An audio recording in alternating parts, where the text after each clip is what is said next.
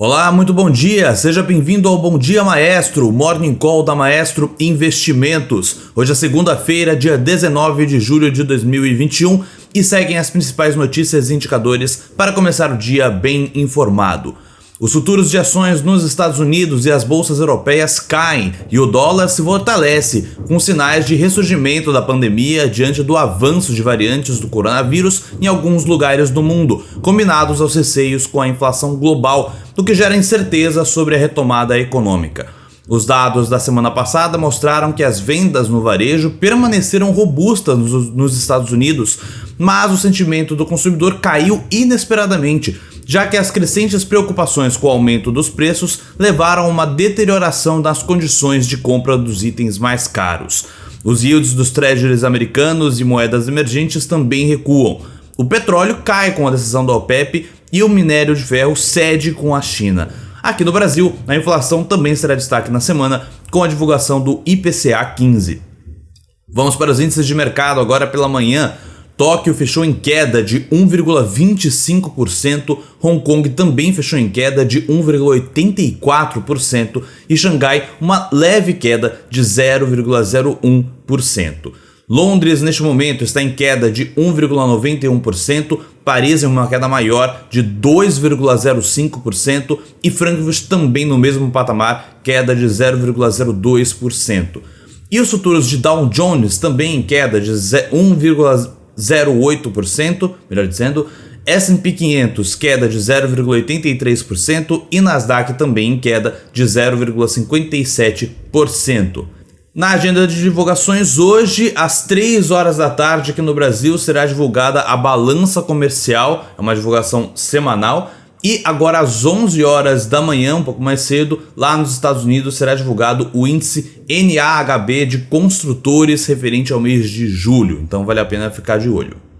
No destaque internacional, o acordo alcançado no fim de semana pela OPEP, a Organização dos Países Exportadores de Petróleo, e os seus aliados, para aumentar o fornecimento mensal em 400 mil barris por dia, reduz o risco de um aumento inflacionário do preço do petróleo.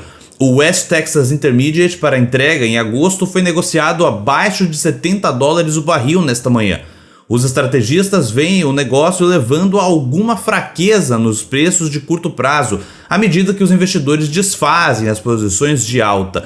Embora o acordo fechado no fim de semana se estenda por mais de um ano, ele permanece flexível, com alianças continuando as suas reuniões mensais a partir de setembro. E a resiliência da pandemia continua sendo um grande problema para a economia global. Os casos estão aumentando na Ásia novamente, com a contagem diária de casos na Indonésia ultrapassando a Índia, Singapura atingindo o recorde de 11 meses e a Tailândia relatando o número mais alto desde o início da pandemia.